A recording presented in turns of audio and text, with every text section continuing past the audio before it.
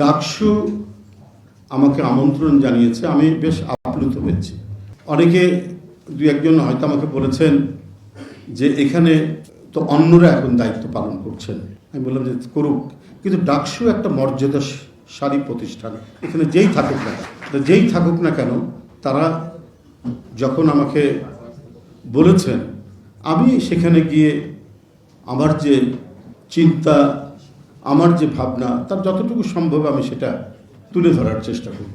আমি সেইটা এসেছি এবং যে ছাত্র তরুণ বন্ধুরা ডাকসুর নেতৃত্ব দিচ্ছেন, আমি শুধু বলবো, আমার কাছেও অবাক লেগেছে। আপনার অক্সফোর্ড ইউনিয়নে যারা নির্বাচিত হন তারা কিন্তু সমাজ এবং রাষ্ট্রের রাজনীতির যে কোনো ব্যক্তিকে তারা নিয়ে এসে বক্তব্য রাখান তারা সেই জায়গায় অনেকেই গিয়ে বক্তৃতা করেছেন।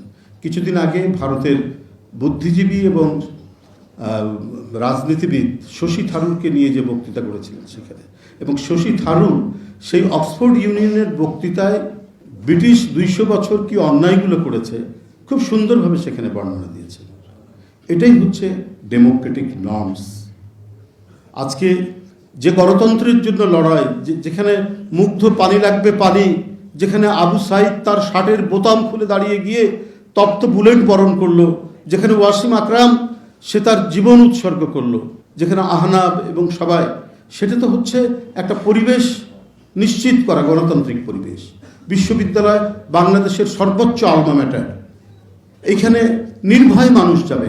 আওয়ামী লীগের আমলে আমরা মানে ইউনিভার্সিটির ভিতর দিয়ে গেলে পরেও প্রিন্টেড গ্লাসটা তুলে ধরতাম যে কোনো ছাত্রলীগ দেখে ফেললো কিনা, কারণ আমি পার্টির পক্ষ থেকে প্রেস ব্রিফিং করি, কথাবার্তা বলি, আমাকে অ্যাটাক করে কিনা, একটা ভয়, একটা আতঙ্ক, একটা শঙ্কা, এটা নিয়ে আমাকে ক্যাম্পাসের মধ্যে দিয়ে বা আমাদের মতো অনেক লোককে যেতে হতো, যখন কোনো উপায় থাকতো না, ক্যাম্পাসের ভিতর দিয়ে যেতেই হবে।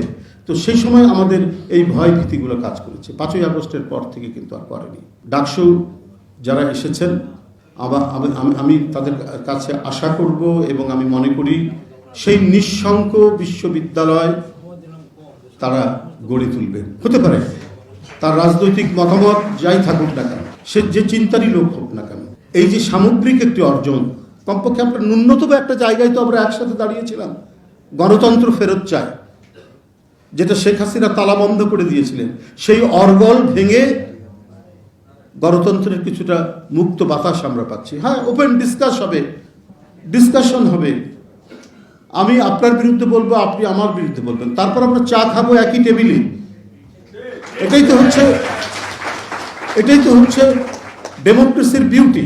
এবং সেটা শুরু হবে ক্যাম্পাস থেকে, বিশ্ববিদ্যালয় থেকে, কারণ সমাজের আলোকিত অংশ তো হচ্ছে ছাত্ররা।